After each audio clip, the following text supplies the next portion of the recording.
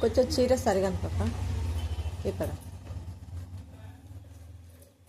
దీనులకు సువార్తమానం ప్రకటించుటకును యెహోవా నన్ను అభిషేకించెను. నలిగిన హృదయమును వారిని దృఢపరచుటకును, పరలోకమందున్న వారికి విడుదలకును, బంధించబడిన వారికి విముక్తిని ప్రకటించుటకును, యెహోవా హిత వస్త్రములను మీకు దేవుని ప్రతి దండన మన దేవుని ప్రతి దండనమును దినమును ప్రకటింపబడుతును. దుఃఖక్రాంతుడగునని ఓదార్పుటకును, సియోనులో దుఃఖించు వారికి దండన ప్రతి ఉల్లాస వస్త్రములు చేయబడును.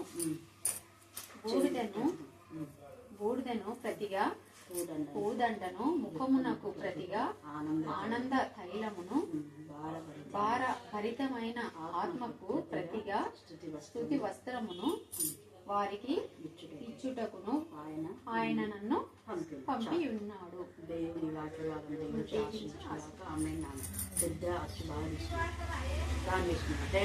మీకు రంగాల స్తోత్రం చెల్లించుకుంటున్నాం. ప్రత్యేక విషయంలో కళావతి ఇచ్చిన ఆహ్వానం బట్టి మేము చేస్తున్నాం ప్రభా. ఆటోలో కలిసి బిడ్డ ఎంత సంతోషపడింది ప్రభా.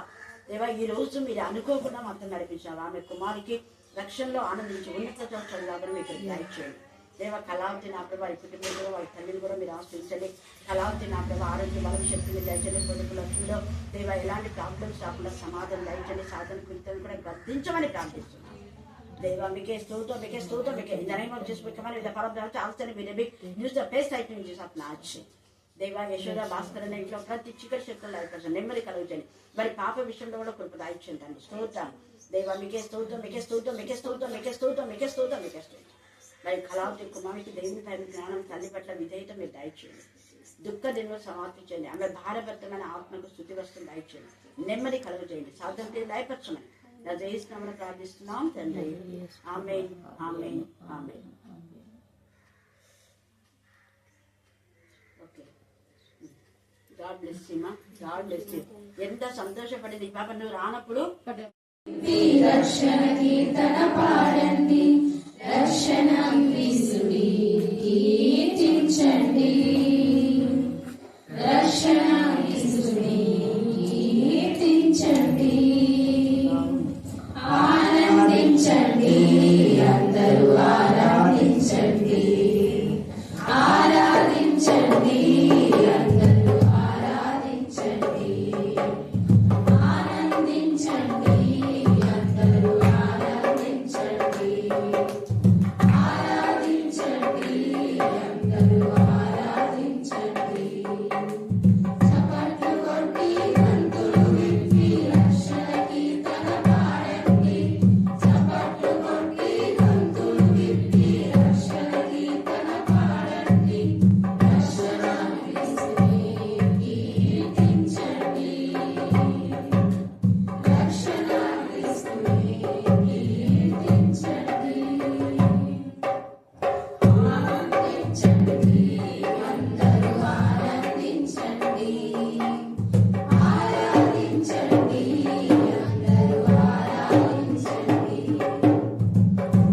వారు కళ్ళారా చూస్తున్నారు, చెవిటి వారు చెవులారా వింటున్నారు, గుడ్డి వారు కళ్ళారా చూస్తున్నారు, చెవిటి వారు చెవులారా వింటున్నారు, మూగవారు మనసారా పాడుతున్నారు, కుంటివారు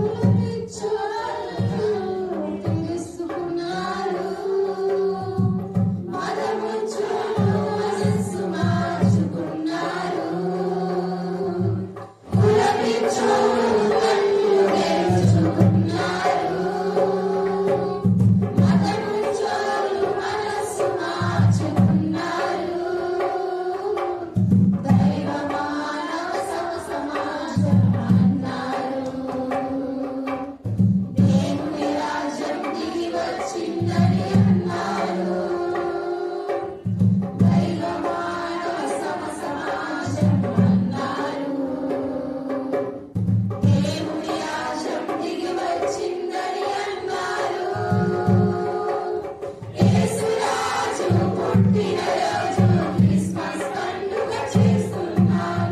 యేసురాజు పుట్టినరోజు క్రిస్మస్ పండుగ చేస్తున్నాం. యేసురాజు పుట్టినరోజు క్రిస్మస్ పండుగ చేస్తున్నాం. యేసురాజు పుట్టినరోజు క్రిస్మస్ పండుగ చేస్తున్నాం. ఆనందించండి అందరూ ఆనందించండి. ఆరాధించండి అందరూ ఆరాధించండి. ఆనందించండి అందరూ ఆనందించండి. ఆరాధించండి అందరూ ఆరాధించండి. చప్పట్లు కొట్టి గొంతులు విప్పి రక్షణ కీర్తన పాడండి. చప్పట్లు కొట్టి గొంతులు విప్పి రక్షణ కీర్తన పాడండి. రక్షణ క్రీస్తుని కీర్తించండి. రక్షణ క్రీస్తుని కీర్తించండి. ఆనందించండి అందరూ ఆనందించండి. ఆరాధించండి అందరూ ఆరాధించండి. యేసురాజు పుట్టినరోజు క్రిస్మస్ పండుగ చేస్తున్నాం. యేసురాజు పుట్టినరోజు క్రిస్మస్ పండుగ చేస్తున్నాం. యేసురాజు పుట్టినరోజు క్రిస్మస్ పండుగ చేస్తున్నాం. యేసురాజు పుట్టినరోజు క్రిస్మస్ పండుగ చేస్తున్నాం. దాసుడు తన యజమాని కంటే గొప్పవాడు కాదు. పంపబడిన వాడు తాను పంపిన వాని కంటే గొప్పవాడు కాదని మీతో నిశ్చయముగా చెప్పుచున్నాను. 11వ వచనము. నేను ఆశ్రయించు వారందరూ సంతోషించుదురు, నీవు వారిని కాపాడుదువు గనుక వారి నిత్యము ఆనందధ్యాని చేయుదురు. 19వ అధ్యాయము 53వ వచనము. నీ ధర్మశాస్త్రంను విరచి నడుచుచున్న భక్తిహీనులను చూడగా నాకు అధికమైన రోషం పుట్టుచున్నది. 4వ అధ్యాయము 13వ వచనం. నీ పిల్లలందరూ యెహోవా చేత ఉపదేశం నొందుదురు. ఐషయా chapter 54 verse 13. And all their children shall be taught of the Lord. यशायाहू 54 अध्याय 13 वचन. तेरी संतानें यहोवा द्वारा शिक्षित होंगी. 7వ అధ్యాయము 14వ వచనం చదువుకుందాం. యెహోవా కొరకు కనిపెట్టుకొని ఉండుము, ధైర్యము తెచ్చుకొని నీ హృదయము నిబ్బరముగా నుంచుకొనుము. యెహోవా కొరకు కనిపెట్టుకొని ఉండుము. దేవుడి యొక్క లేఖన భాగాన్ని దీవించి ఆస్వాదించును కాక. ఆమేన్. తండ్రి, నాకు ఈ వాక్యం చెప్పడానికి రాదు. నీవే పరిశుద్ధాత్మ ద్వారా నాకు సహాయం చేయమని కోరుకుంటున్నాం తండ్రి. 107 సంకీర్తన 4వ వచనం కదా. దీనిలోనే యెహోవా కొరకు కనిపెట్టుకొని ఉండుము, ధైర్యం తెచ్చుకొని నీ హృదయం నిబ్బరంగా నుంచుకొనుము. యెహోవా కొరకు కనిపెట్టుకొని ఉండాలి మనం. కీర్తనలు 27:14. యెహోవా కొరకు కనిపెట్టుకొని ఉండాల, ధైర్యం తెచ్చుకొని హృదయం నిబ్బరంగా నుంచుకునాల. మనం బైబిల్లోనే యెజ్రాను చూసుకోవచ్చు. యెజ్రా మందిరం నిర్మించేటప్పుడు శత్రువులు ఎదురైన నా దేవుని కరుణా హస్తం ఉందని ధైర్యం ఉన్నాడు. అంటే మనం ఈడ హృదయం నిబ్బరంగా పెట్టుకోమన్నాడు కాబట్టి నిబ్బరంగా ఉన్నాడు, ధైర్యం తెచ్చుకున్నాడు. ఇంకా అదే కాకుండా నెహెమ్యా, దావీదు ఉన్నారు. దావీదు తన మామైన సౌలు నుంచి, తన కొడుకుల నుంచి దేవుడు కాపాడినాడు. అందుకే దావీదు ఒక మాట అన్నాడు కదా, నా కోట నా కొండ అన్ని నీవే అన్నాడు కదా. అట్లా పౌలు శీలలు జైల్లో వేసినా కూడా జైల్లో కూడా పాటలు పాడకుండా స్తుతిస్తారు బాగా. అడ దేవుడే మన ధైర్యం. అదొక పాట ఉంది, కొంచెం ఒకసారి పాడుతుంది.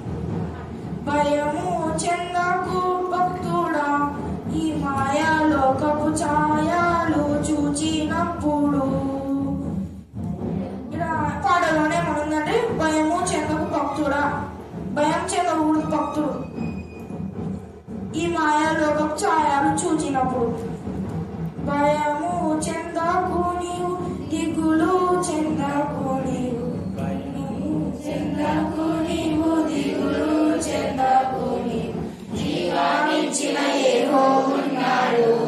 ఓ భక్తుడా, ప్రాణం పెట్టిన యేసయ్య ఉన్నాడు. ఇలా జీవం ఇచ్చిన యెహోవా ఉన్నాడు, ప్రాణం పెట్టిన యేసయ్య ఉన్నాడు. మరి వాళ్ళిద్దరు మనకి ఎందుకు భయం భూమి మీద ఉండి? ఆమేన్. 4-5 వచనాలు శీలా చదువు. అక్కడ ప్రవేశించెను. మందిరములోనికి ప్రవేశించను. ఆత్మ నన్ను ఎత్తి లోపటి ఆవరణంలోనికి తీసుకొని రాగా యెహోవా తేజో మహిమతో మందిరము నిండి ఉండెను. చాలు. దేవుడి వాక్య భాగం మనందరి జీవితంలో ఫలింపచేయను గాక. ఆమేన్, ఆమేన్, ఆమేన్. చదవబడిన లేఖన భాగంలో వీలైతే మనం 9 దాకా ధ్యానం చేసుకుందాం. 5వ వచనంలో ఈరోజు మన ధ్యానాంశం ఏంటంటే యెహోవా తేజో మహిమ. కన్నా అనుకుంటున్నావా? లేదు కదా. తేజో మహిమతో మందిరము నింపబడ్డ. చెప్పండి. యెహోవా తేజో మహిమతో మందిరము నిండి ఉండెను. యెహోవా తేజో మహిమతో మందిరము నిండి ఉండెను. ఈ మాట ఎవరంటున్నారు? యెహెజ్కేలు. ఎందుకు మీకు ఇంత డౌట్? అందుకనే వాక్యం బాగా మనం చదవాలనేది. యెహెజ్కేలు ఇక్కడ మాట్లాడుతున్నాడు. యెహెజ్కేలుతో దేవుడు మాట్లాడుతున్నాడు. ఎప్పుడు ఈ మాట అన్నాడు? యెహోవా తేజ మహిమతో మందిరం నిండెను అనే మాట ఎప్పుడు అన్నాడు యెహెజ్కేలు? త్వరగా ఆవరణంలో తీసుకొని ఇంకా చూద్దాం. త్వరగా ఆత్మ ఎత్తుకొని పోయినప్పుడు అంటే ఆత్మ వశుడైనాడు. ఇక్కడ మనం ప్రకటన గ్రంథంలో చూస్తే 8వ అధ్యాయంలో అక్కడ యోహాను కూడా ఆత్మ వశుడై ఉన్నప్పుడు ఆత్మ ప్రత్యక్షలు వస్తాయి ఎవరికైనా. మనం ఆత్మ వశుడమైతే ఆత్మ ప్రత్యక్షలు దేవుడు మనకిస్తాడు. దేవుడిని చూసిన వారు చనిపోతారని కూడా రాయబడింది. అదే సమయంలో తండ్రి అనే దేవుడు మోషేతో ముఖాముఖిగా మాట్లాడతాడు. చాటు నన్ను చూడని చెప్పిన దేవుడే ముఖాముఖిగా మాట్లాడాలంటాడు. నా ముఖం నేను చూడకూడదు అంటాడు. అప్పుడు ఎందుకు అంటే అప్పుడు ఇంకా ఆత్మీయంగా మోసే బలపడలేదు. అందుకనే దేవా నిన్ను చూడాలని ఉంది నాకు అంటే నువ్వు నా వెనుకటి భాగం మాత్రమే చూడు అంటాడు. అంటే అప్పుడు పూర్తిగా మహిమతో ఉన్నాడు. ఇక్కడ మహిమతో నిండినాడు. ఇప్పుడు ఆత్మ నేత్రం పూర్తిగా తెరవబడినాయి. మోషే యొక్క అంటే రోజుకు ఆత్మీయంగా దేవునితో మాట్లాడుతున్నప్పుడు మోషే ముఖ రూపం మారిపోయింది. దేవునికి మహిమకరమైన విధానంలో ఉంది. అందుకనే ముఖాముఖిగా నేను మోషేతో మాట్లాడుతున్నానని మిరియాంతోనే తర్వాత సలుపుని గురిగినటువంటి మిరియాంతో ఆహారంతో గద్దిస్తాడు దేవుడు. గద్దిస్తే మిరియాము నొస్తదా? ఏమైతే చెప్పండి. ఎందుకు వస్తుంది కుష్ఠవ్యాధి? అది మోషే నేను ఏర్పరచుకున్నవాడు, మీరు ఏర్పరచుకున్న వాళ్ళు కాదు. నేను ఏర్పరచుకొని మీ బాగు కోసమే పంపించాను. మీ విడుదల గురించి నేను మోషేను పంపించాను. మీరు విడుదల కోసం నేను మిరియామును అహరోను పంపదా. మోషేకు సహకారిగా ఉన్నామని మాత్రమే అహరోను చెప్పానే కానీ అహరోన్ మోషే ఏది చెప్తే దానికి ఓకే అనాల్సిందే అహరోన్, అంతే. అలాంటిది ఎలాగ నువ్వు సరిగావు? నేను పంపిన నా కుమారుడైనటువంటి నీతిమంతుడైన ముఖాముఖిగా నేను మోషేతో మాట్లాడినా, మీతో ఎప్పుడైనా మాట్లాడినానా అలాగా అన్నాడు. సిగ్గుపోయింది. హల్లెలూయా, హల్లెలూయా.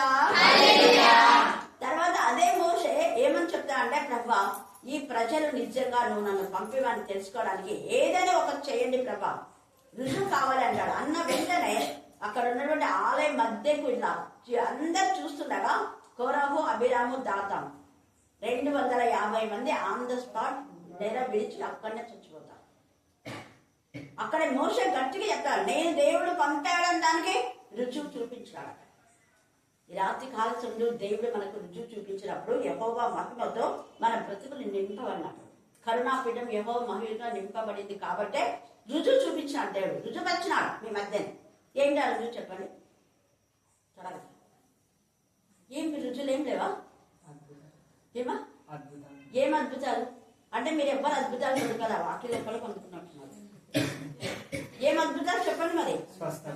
స్వస్థతలు, ఇంకా ప్రతిరోజు సహవాసం, ప్రార్థన, ఇంకా చిన్న పిల్లలు ఎంత చక్కగా వాక్యం చెప్తున్నారు.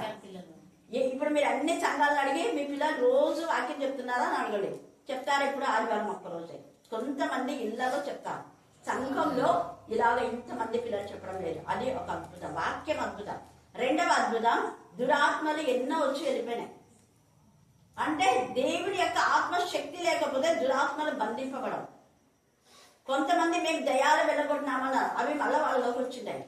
అవి లోక సంబంధమైన విధానంలో, అంటే వాళ్ళ ఆత్మీయంగా లేకుండా ఏదో దుష్ట శక్తులతో కూడా దయాలు వెళ్ళగొట్టచ్చు. కానీ అవి మళ్ళా టార్గెట్ చేస్తాయి.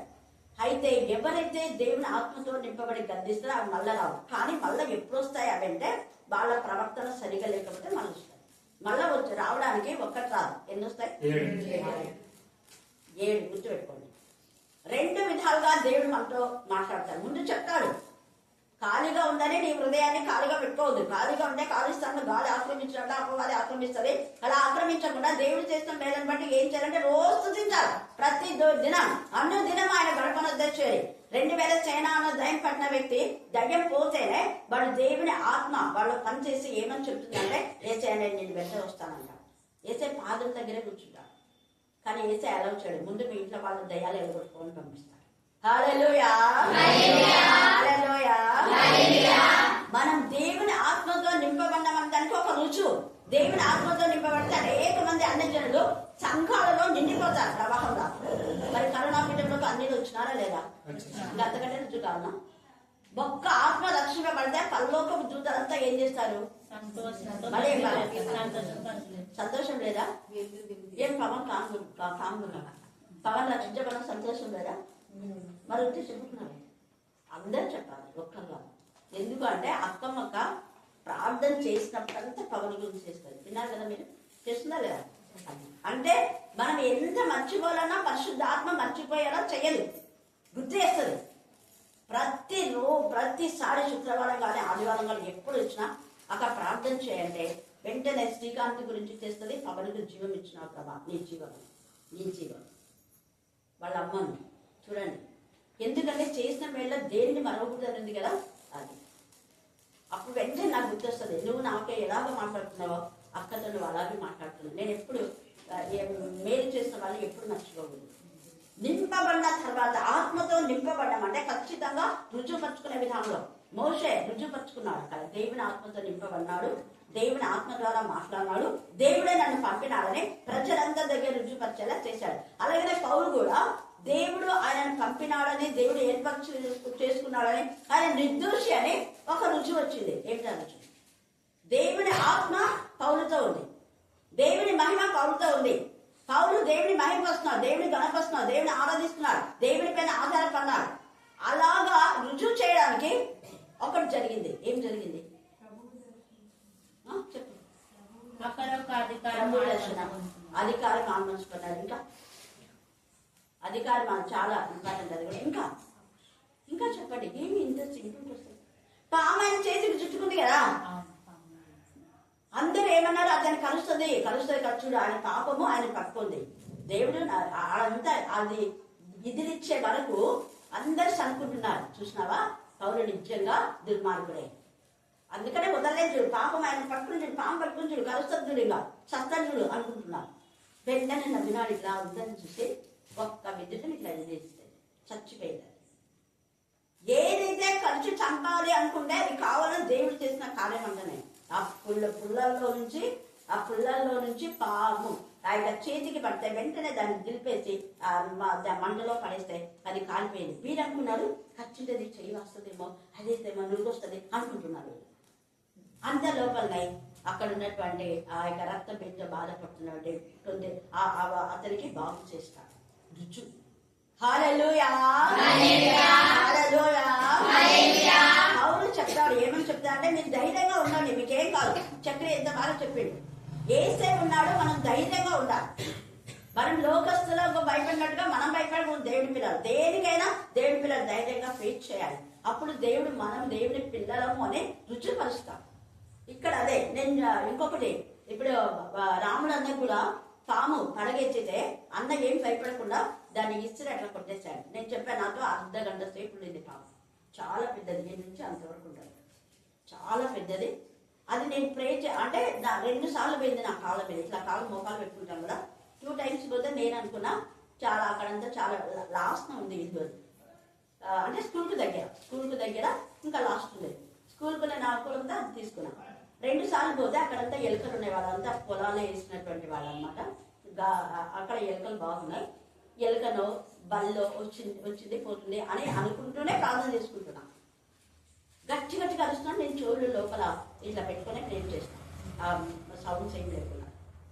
తర్వాత ఇంకా ఆమెనని నేను తీస్తేనే అది ఇట్లా పడిగెత్తే నేను ఏమనుకున్నా, ఏసు రక్తమేజం వేసి దాని వైపే చూస్తున్నాను. నేను చేసుకుంటా ఏసు రక్తమేజం అంటే అది పడగొచ్చింది. కానీ లోపలికి 1 రూమ్లపై చుట్టూ వేసుకుంది. 1 రూమ్లో అక్కడ అంటే దాన్ని ఫినిషింగ్ అనమాట, సిమెంట్ కూడా లేదు. ఒక బాక్స్లో అన్ని పోపు దినుసులన్నీ పెట్టుకున్నా, దాంట్లోకి పోయింది. వెంటనే వాళ్ళు గట్టి కలిసి తలుపు తెరిస్తే వచ్చి నేను చంపుతానంటే బుద్ధమని ఆడపిల్లలు చంపారు. ఎందుకు చెప్తున్నాయి అంటే మనకు అవి హాని చేయదు. ఎన్నోసార్లు నాకు కాళ్ళ మీద పోయింది. ఇంకా అక్కడ ఇప్పుడు చర్చిలో లాస్ట్లో ఉంది కదా, వరండాకి లాస్ట్ అక్కడ ఒక ఇల్లు ఉంది, రూమ్ ఉంది. ఆ రూమ్ అప్పుడు 1 రూమ్ ఉంది. అక్కడ పెద్ద రాయి ఉంది, ఇసురాయి కాదు, క్షమించండి, ఏమంటే పెద్దది ఉంది. చూసినది మీరు పెద్ద దాని మీద కూర్చొని ఎప్పుడు నేను బియ్యం ఏమన్నా తెలియదు అట్లాంటప్పుడు పోయింది. ఎందుకంటే దేవుడి ఆత్మతో ఉంటే ఏవి మనకు ఎంత మాత్రం ఏం చేయరు, హాని చేయరు. ఇక్కడ యెహోవా మహిమ మందిరంతో నిండిందంట. ఇందాక ఎజ్రా చెప్పినాడు, ఎజ్రా కూడా దేవుని కరుణాహస్తం తోడుగా ఉంది కాబట్టి వాళ్ళు ఎంత మంది వచ్చినా కూడా ధైర్యంతో మందిరం కట్టాడు. నెహెమ్యా కూడా ఒకవైపు కట్టు 4వ అధ్యాయం నెహెమ్యాలో ఒకవైపు కట్టున్నాడు, ఇంకొక వైపు ఏం చేస్తున్నాడు, పోరాటం చేస్తున్నాడు, యుద్ధం చేసుకుంటా కట్టున్నాడు. చూడండి ధైర్యంగా ఒకవైపు వచ్చినటువంటి విరోధం కట్టకుండా వాళ్ళంతా ఆఫ్ చేయడానికి ఇలా చెయ్యంతా ఇట్లా చేస్తున్నాడు, ఆ చెయ్యితోనే చేస్తున్నాడు, ఒక చేతితో కట్టుతున్నాడు. ప్రతి ఒక్కరు అక్కడ కట్టే వాళ్ళందరూ కూడా చెప్పేస్తాడు. వాళ్ళు వచ్చి ఆటంకం చేస్తే మనం ఒక చేతితో వాళ్ళని గద్దించి వాళ్ళకి పోరాడుతూ వాళ్ళతో ఇంకొక చేతితో కట్టాలని కట్టాలి. నెహెమ్యా ఎంత ధైర్యం! హల్లెలూయా, హల్లెలూయా, హల్లెలూయా, హల్లెలూయా. దావీదు కూడా దేవుని మహిమతో నింపబడ్డాడు కాబట్టి ఆత్మ శక్తి దావీదులో లేకపోతే అంత పెద్ద గొలియాతును చంపలేడు. చిన్న రాయి దేవుని మహిమతో నింపబడిన వాళ్ళ చేతిలో నుంచి రాయి వెళ్ళింది, ఆ చేతిలోకి దేవుని మహిమ ప్రభావం వెళ్ళింది. అంటే దేవుని మహిమతో నింపబడిన వాళ్ళ చెయ్యి తాకినా కూడా దుష్ట శక్తులు లైన్ అయిపోతాయి. మేరకం బాగా తెలుసు. నేను జాయిన్ అయ్యేటప్పుడు బాయమ్మ ఈడ్చుకొని పడింది. నేను ఏమన్నా నేను లోపలికి వెళ్తున్నా, బాయమ్మ బయటకు వస్తుంది. తెల్లగుడ్డ బాయమ్మ తెలుసు కదా మీకు, సత్యం డాక్టర్ వాళ్ళమ్మ లోపలికి వస్తుంది, ఈడ్చుకొని పడింది. తర్వాత నాకు అర్థమైంది ఇంకా పెద్ద స్టోరీ తెలియదు, వద్దు. అట్లా మనం ఏమి అనకుండానే మనం తగినా కూడా దుష్ట శక్తులు లైన్ అయిపోతాయి. అది దేవుని మహిమ మనలో ఉన్నప్పుడు. ఇక్కడ ఈ ఆత్మ నన్ను ఎత్తుకొని లోపలి ఆవరణలోకి తీసుకురాగా యెహోవా తేజో మహిమతో మందిరం ఏంటంట. తర్వాత మనం చూస్తే ఎక్సోడస్ నిర్గమ 25:17 చదవండి. నిర్గమ 25:17. మరియు నీకు మేలు బంగారుతో కరుణాపీఠము చేయవలెను. దాని కొడుకు ఎందుకు యెహోవా మహిమతో మనం దేవుని నింపుతాడు ఆత్మదంటే కనికరం బట్టి. ఇక్కడ కరుణాపీఠం చేయమంటానికి కారణం అదే. ఈ కరుణాపీఠం యేసయ్యకు ముంగుర్తం. దాని పొడుగు 2 మూరలున్నర, దాని వెడల్పు 3:30 మరియు 2 బంగారు కెరూబులను చేయవలెను. తర్వాత కెరూబులు కూడా చేయమంటున్నాడు. అక్కడ 2 బంగారు కెరూబులు. ఆ కెరూబుల యొక్క ముఖము కరుణాపీఠం వైపు చూస్తున్నట్టు ఉండాలంట, ఒకదానికొకటి ఎదురేది. హల్లెలూయా, హల్లెలూయా. 2 కెరూబులు ఉన్నాయి, ఒకదానికొకటి ఎదురు. అంటే ఒకరికొకరు మనం సహకరించుకోవాలనే ఉద్దేశం. మనకు తెలిసిన విషయాలు ఇంకొకరికి చెప్పాలి. ఒక దాని ముఖం ఇంకొకటి కరుణాపీఠం వైపు ఉన్నట్టుగానే ఉన్నాయి కెరూబులకు. ఇప్పుడు ఇక్కడ నుంచి ఈ బ్యాక్ సైడ్ ఇంకో ఉంటుంది కెరూబు యొక్క బ్యాక్, అక్కడ ముఖం మనకుంటే బ్యాక్ అప్పుడు ఉంటుంది. అప్పుడు 2 ముఖాలు ఒకదానికొకటి కనపడుతూ ఉంటాయి. కెరూబులను అలా తయారు చేయమని దేవుడు చెప్తున్నాడు, దేవుడి కనికరంతో.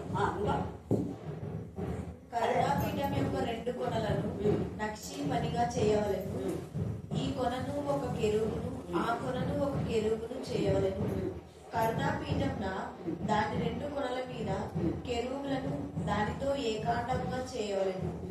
ఆ కెరూబులు పైకి విప్పిన రెక్కలు గలవై కరుణాపీఠము తమ రెక్కలతో కప్పుచుండగా, 2 కెరూబులకు రెక్కలున్నాయి, కరుణాపీఠం కప్పుచున్నాయి. అంటే దేవుని కనికరంతో నింపబడిన వాళ్ళందరూ దేవుడు తన రెక్కలతో కప్పుతాడు అన్నదానికి అది ముంగుర్తు. వాటి ముఖములు ఒండొంటికి ఎదురుగా ఉండవలేను. ఆ కెరూబుల ముఖములు కరుణాపీఠం తట్టు ఉండవలేను. నీవు ఆ కరుణాపీఠముని ఎత్తి ఆ మందసం మీద నుంచవలేను. నేను నీకిచ్చు శాసనములను ఆ మందసములో నుంచవలేను.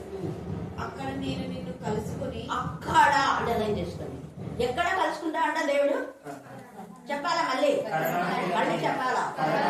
కరుణాపీఠంలో దేవుడు కలుసుకోవడానికి కారణం ఏంటంటే ఈ కనికరంతో యేసుని మన మధ్యకి పంపించాడు. యేసే జనన మన పునరుద్ధానం దేవుడు మహా కనికరం. అందుకనే కరుణాపీఠం దగ్గరికి వచ్చి అక్కడ నిన్ను కలుసుకుంటాను, నీతో మాట్లాడతాను. ఎంత బాగా చెప్తాను.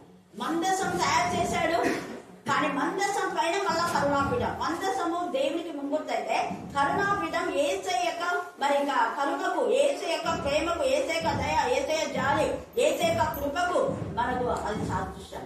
ఎంత కనికరం యేసయ్య కంటే తన తేజో మహిమను, తన మహిమనంతా మనం కనపరిచాడు. శిష్యులతో అంటాడు, నా మహిమనంతా నేను మీకు కనపరిచాను, నా మంచితనానంతా మీ ముందు పెట్టాను, మీరు కూడా అదే మహిమతో మీరు వెలుగొందాలి అని. ఎంత గొప్పది!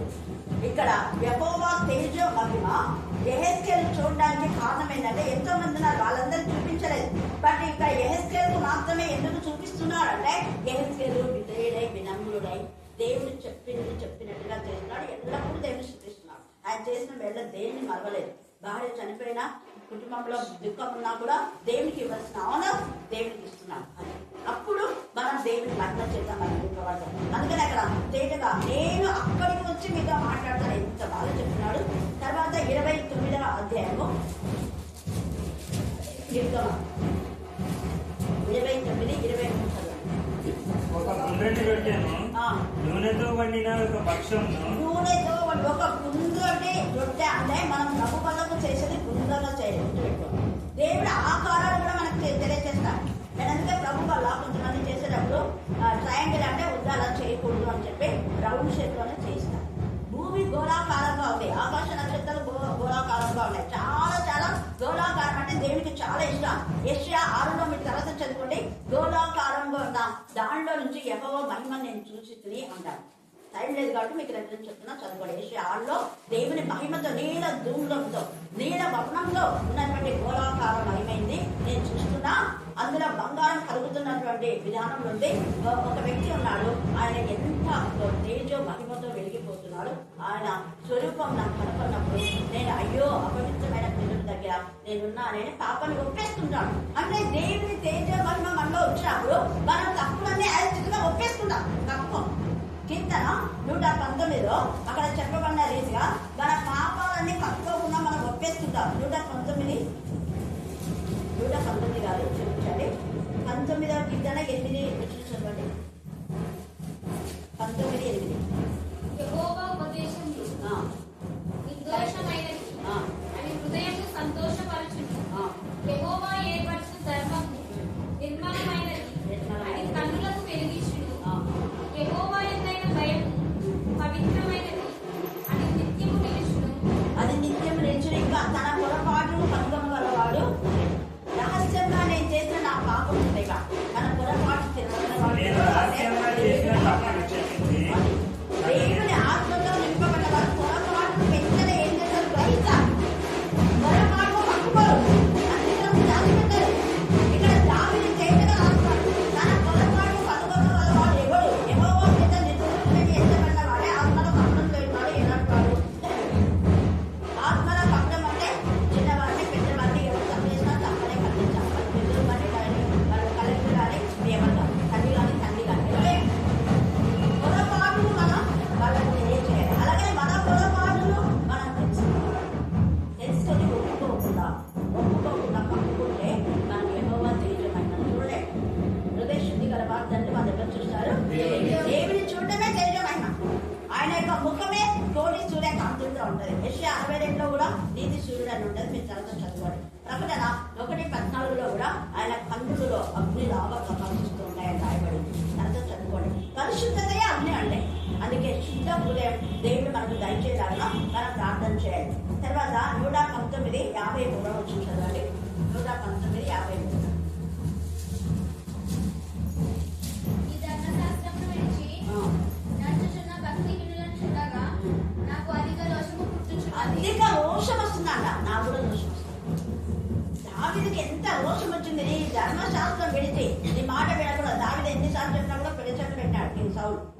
అందుకని నాకు అధిక రోషం వస్తుంది. భక్తిహీన అయిపోయాడు. మొదట భక్తిగా ఉన్నాడు, తర్వాత దయ్యం పట్టింది.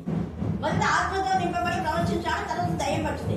దురాత్మ పట్టి ఇప్పుడు దావీదును చంపాలి అంటాడు. మళ్ళీ నేనేమైనా చెప్పాలనుకుంటున్నాను నిన్ను అంటాడు. మళ్ళీ నాయన అంటాడు, నాయన దావీదా నువ్వేనా అంటాడు. ఎంత ఏమి చిన్నగొట్టిన సమాధానం పెద్దగా ఎంత ప్రేమ అన్నట్ట. నువ్వు ఎందుకు వాళ్ళు చెప్పిన మాట వింటున్నావు? నేను అసలు నేను చంపను. నేను రాజు కావాలనుకుంటే నీ కొడుకునే రాజు చేయి. నేను రాజ్యం కోరి రాలేదు అని ఎన్నిసార్లు దావీదు చెప్పినా కూడా మళ్ళీ ఇంటికి పోయేది. మళ్ళీ దావీదు ఎక్కడున్నాడు? అబ్బో కనుకోమండి వెంటనే మైండ్ డైవర్ట్ అయిపోయింది. అక్కడ దావీదు మాట్లాడినంతసేపు దావీదా నాయన నీ స్వరమేనా ఇది? నువ్వు ఖచ్చితంగా రాజు అయితే నాయన అంటాడు. మళ్ళీ చంపడానికి పోయి దావీదు ఎక్కడున్నా కనుకోమండి అనుకునిపోయి దాన్ని సచ్చాడు. తన పొరపాటును కనుక్కున్నాడు. భక్తిహీనులను చూసి దావీదు ఎంతగా పొంగిపోతాడు. అబ్షాలోము గురించి వాడు తండ్రి చక్కెర చెప్పాడు కదా, సౌలు రాజు గురించి దావీదు ఎంతగా నిబ్బరం కలిగి ఉన్నాడు. నిజంగా ఎంత ధైర్యం కలిగి ఉన్నాడు. ఎందుకు అంటే దేవుని ఆత్మతో నింపబడ్డాడు. యెహోవా తేజో మహిమ దావీదు యొక్క హృదయ మందిరంలో నింపబడింది. ఈ రాత్రి ఇవన్నీ చెప్పడానికి కారణం మన హృదయం అనే మందిరం దేవుని తేజో మహిమతో నింపబడితే నువ్వు కూడా ధైర్యంగా ప్రతి సమస్యను ఫేస్ చేస్తావు. ఒకటి. రెండవది భక్తిని ఖచ్చితంగా గర్దిస్తావు. అసలు గర్దించకుండా ఉండలేదు. ఉండలేవు అక్క ఉండలేవు. ఖచ్చితంగా గర్దిస్తావు. యెహోవా తేజో మహిమతో మనం నింపబడుతున్నామా అని మనం చూసుకోవాలి. 2వ దినవృత్తాంతంలో 31, 10, 11 రాసుకొని తర్వాత ధ్యానించండి. 2వ దినవృత్తాంతంలో 30, 18, 19లో కూడా ఈ దీనికి సంబంధించిందే ఉంది. దేవుని యొక్క మందిరం గురించి అక్కడ ఎంత ఇదిగా సొలొమోను చేస్తాడు. అక్కడ అన్యులు ఎవ్వరు రాకూడదని నిషిద్ధమైన వాటిని అన్నింటినీ హిజ్కియా తొలగించేస్తాడు. తొలగించేసి అక్కడ దేవుని నామమును గణపరుస్తాడు. ఇక్కడ నూనెతో కలిపిన భక్ష్యం అన్నాడు. భక్ష్యాలు అన్నవి హైందవ పుస్తకాల్లో ఎక్కడా లేవు. పురాణాలు మన ధర్మశాస్త్రంలోనే ఉంది. మన నుంచి వాళ్ళు నేర్చుకున్నారు. అక్కడ దేవుడు చెప్తాడు నూనెతో కలిపిన భక్ష్యం ఉందా లేదా? ఉంది. నూనెతో కలిపిన భక్ష్యం దేవునికి ఇష్టమైన ఇంపైన శ్వాసయాలు. వాళ్ళు కూడా ప్రతి పండగ భక్ష్యాలు చేస్తారు హైందవులు. తర్వాత రొట్టె అన్నాడు. ఆ రొట్టె ఇంక్లూడింగ్ కేక్ లాంటిది. అది పొంగని రొట్టె 2 ఉన్నాయి. పులిసిన పిండితో చేసేవి దోశలు, పులియని పిండితో చేసేది కేక్. పులియని పిండితో అన్ని మన వాక్యంలో ఉన్నాయి. దేవుని మందిరంలో ఇవన్నీ ఉండాలని నిర్ణయం చేస్తాడు దేవుడు. ఇదిగో ఇది ఇలా ఉండాలా, ఇది ఇలా చేయాలి. మీరు ఆ పరిశుద్ధ స్థలంలోనే తినాలి. తర్వాత యాజకులు ఎవరైతే దేవునికి విరోధంగా ఉన్నారో వాళ్ళంతా ప్రతిష్ఠించుకోలేదు. కొందరు వాళ్ళని చెప్తాడు హిజ్కియా, రాజైన హిజ్కియా బాగా ప్రతిష్ఠిస్తాడు. ఎందుకు ప్రతిష్ఠించుకోలేదు? ఈ రాత్రి కాలంలో దేవుడు నీతో నాతో మాట్లాడుతాడు. మన హృదయం అనే మందిరంలో యెహోవా మహిమతో నింపబడాలి. ఇప్పుడు మందిరం మహిమ కంటే తర్వాత వచ్చే మందిర మహిమ మించాలి అంటే 2025 కంటే 26లో ఇంకా ఎక్కువ వాక్యంతో చదివి దేవునితో సన్నిహిత సంబంధమై అనేక ఆత్మల ప్రభు కోసం సంపాదిస్తాం. దేవుడు ఈ లేఖన భాగం దీవించి ఆశీర్వదించుగాక. ఆమేన్ ఆమేన్ అని ఇదంతా ఎన్ని